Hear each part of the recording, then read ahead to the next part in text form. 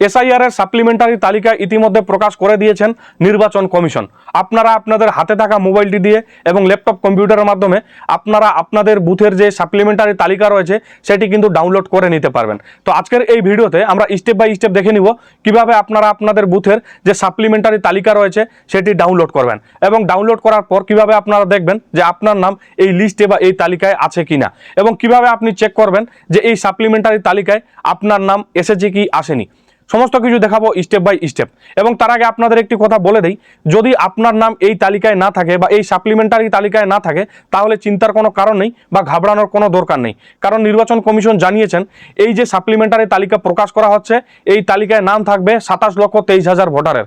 বাকি যে 33 লক্ষ ভোটার রয়েছে তাদের নাম প্রকাশ করা হবে ধাপে ধাপে প্রতি শুক্রবার, অর্থাৎ প্রতি শুক্রবার সাপ্লিমেন্টারি তালিকা প্রকাশ করা হবে সেই 33 লক্ষ ভোটারের।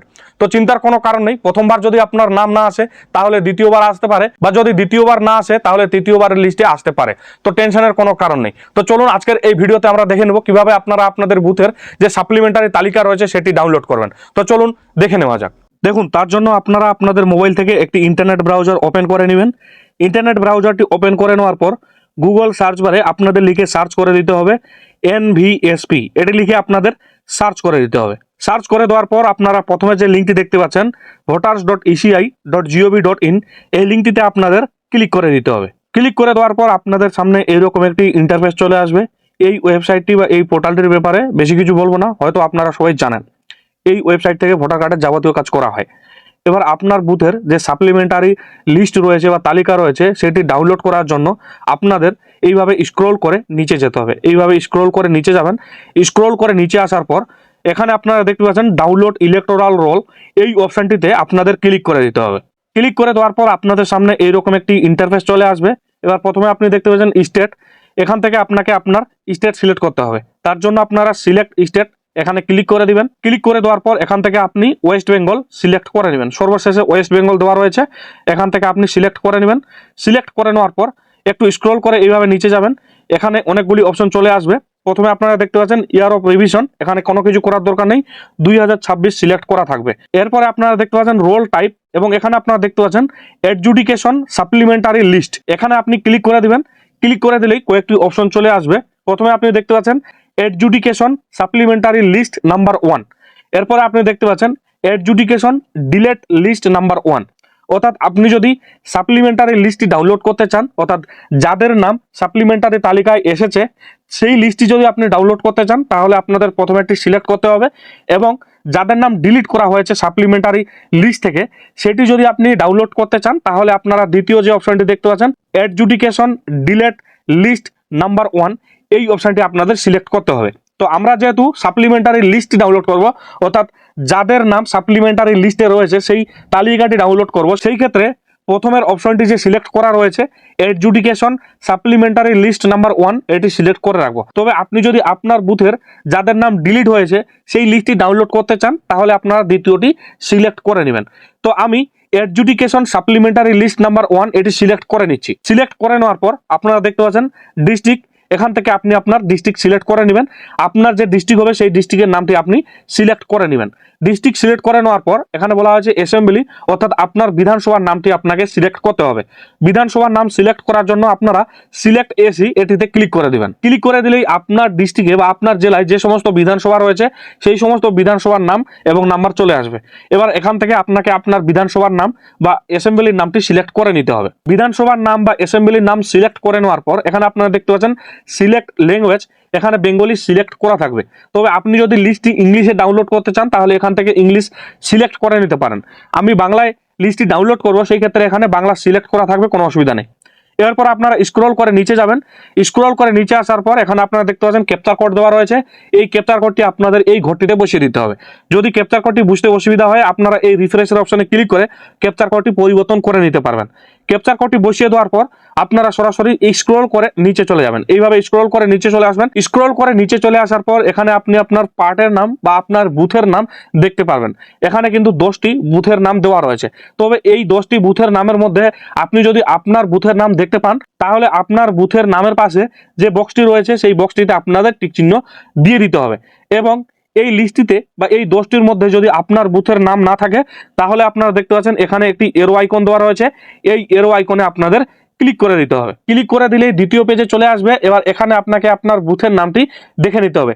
যদি এই লিস্টেও না পান বা এই পেজে না পান তাহলে আপনারা তৃতীয় পেজে চলে যাবেন। তৃতীয় পেজে যাওয়ার জন্য আপনাদের সেম এখানে আপনারা দেখতে পাচ্ছেন এরো আইকন দেওয়া রয়েছে। এই এরো আইকনে আপনাদের ক্লিক করে দ্বিতীয় পেজে, তৃতীয় পেজে, চতুর্থ পেজে যেতে হবে। আপনার বুথের নামটি খুঁজে বের করার পর আপনারা এই বক্সটিতে টিক চিহ্ন দিয়ে দিবেন। বক্সটিতে টিক চিহ্ন দিয়ে দেওয়ার পর আপনারা স্ক্রল করে উপরে যাবেন।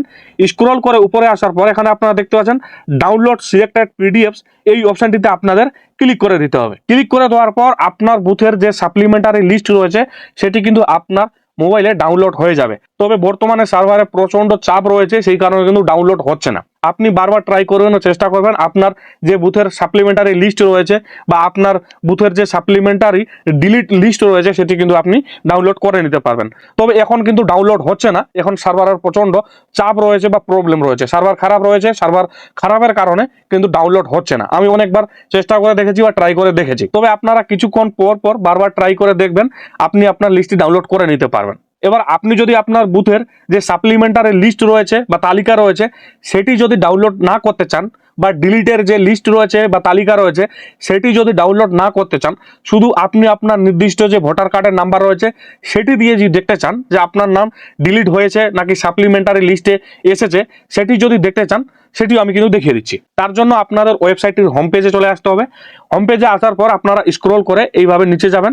এইভাবে স্ক্রল করে নিচে যাবেন। স্ক্রল করে নিচে চলে আসার পর এখানে আপনারা দেখতে পাচ্ছেন search your name in voter list, এই অপশনটিতে আপনাদের ক্লিক করে দিতে হবে। ক্লিক করে দেওয়ার পর আপনাদের সামনে এইরকম একটি ইন্টারফেস চলে আসবে। এরপর আপনারা স্ক্রল করে নিচে যাবেন। স্ক্রল করে নিচে চলে আসার পর এখানে আপনারা দেখতে পাচ্ছেন ইপিক নাম্বার। এখানে আপনি আপনার ভোটার কার্ডের নাম্বারটি বা আপনার ইপিক নাম্বারটি আপনি বসিয়ে দিবেন। ইপিক নাম্বারটি বসিয়ে দেওয়ার পর এখানে আপনারা দেখতে পাচ্ছেন স্টেট এবং এখানে আপনারা দেখতে পাচ্ছেন সিলেক্ট ইওর স্টেট। এখান থেকে আপনি ওয়েস্ট বেঙ্গল সিলেক্ট করে নেবেন। সিলেক্ট করে নেওয়ার পর এখানে আপনারা দেখতে পাচ্ছেন ক্যাপচার কোড দেওয়া রয়েছে। এই ক্যাপচার কোডটি আপনাদের এই ঘরটিতে বসিয়ে দিতে হবে। ক্যাপচার কোডটি বসিয়ে দেওয়ার পর আপনারা সার্চ অপশনে ক্লিক করে দিবেন। সার্চ অপশনে ক্লিক করে দেওয়ার পর এইভাবে আপনার ভোটার কার্ডের যে ডিটেলস রয়েছে, যেমন আপনার ভোটার কার্ডের নাম্বার, আপনার নাম, আপনার ভোটার কার্ডে যে আপনার পিতার নাম রয়েছে বা আপনার স্বামীর নাম রয়েছে, সমস্ত ডিটেলস যদি চলে আসে তাহলে আপনি মনে করবেন যে আপনার নাম সাপ্লিমেন্টারি তালিকায় চলে এসেছে। এবং আপনার ইপিক নাম্বার দিয়ে সার্চ করার পর যদি আপনার সামনে ইলেক্টর ইজ আন্ডার এডজুডিকেশন এই লেখাটি আসে তাহলে আপনি মনে করবেন যে এই যে লিস্টটি প্রকাশ করা হয়েছে বা এই প্রথম যে সাপ্লিমেন্টারি তালিকাটি প্রকাশ করা হয়েছে এই তালিকায় আপনার নাম এখনো আসেনি বা আপনার ভোটার লিস্টে যে নাম রয়েছে সেটি এখনো নিষ্পত্তি হয়নি, এখনো বিচারাধীনে রয়েছে। এবং আপনি ভোটার কার্ডের নাম্বার বা ইপিক নাম্বার দিয়ে সার্চ করে দেওয়ার পর যদি দেখতে পান নো রেজাল্ট ফান্ড, তাহলে আপনি মনে করবেন যে আপনার নাম ভোটার তালিকা থেকে বা ভোটার লিস্ট থেকে ডিলিট করে দেওয়া হয়েছে। তবে আপনি আপনার বুথের যে সাপ্লিমেন্টারি লিস্ট রয়েছে সেটি ডাউনলোড করার পর যদি আপনার নাম আপনি খুঁজে না পান বা এখানে সার্চ করে দেওয়ার পর আপনার নামের পাশে যদি দেখায় ইলেক্টর ইজ আন্ডার এডজুডিকেশন, তাহলে আপনি মনে করবেন যে এই লিস্টে আপনার নাম আসেনি। পরবর্তীতে যে ধাপে ধাপে লিস্ট প্রকাশ করা হবে প্রতি শুক্রবার সেই লিস্টে নাম আসতে পারে। তো এইভাবে আপনারা আপনাদের হাতে থাকা মোবাইলটি দিয়ে বা ল্যাপটপ কম্পিউটারের মাধ্যমে আপনারা আপনাদের বুথের যে সাপ্লিমেন্টারি তালিকা রয়েছে সেটি ডাউনলোড করে নিতে পারবেন বা লিস্টটি ডাউনলোড করে নিতে পারবেন। আশা করছি ভিডিওটি আপনাদের ভালো লেগেছে। যদি ভিডিওটি ভালো লেগে থাকে তাহলে অবশ্যই ভিডিওটিতে একটি লাইক দিবেন এবং যদি কিছু জানার থাকে বা যদি কিছু জানতে চান তাহলে অবশ্যই কমেন্ট বক্সে জানাবেন। পাশাপাশি চ্যানেলে নতুন হলে অবশ্যই চ্যানেলটিকে সাবস্ক্রাইব করে পাশে থাকা বেল আইকনটি ক্লিক করে রাখবেন পরবর্তীতে এইরকম তথ্যমূলক ভিডিও পেতে। তো আজকের মতো এখানেই সমাপ্তি করলাম। দেখা হচ্ছে আবার কোনো নতুন একটি ভিডিওতে। ততক্ষণে সুস্থ থাকবেন, নিরাপদে থাকবেন। ধন্যবাদ।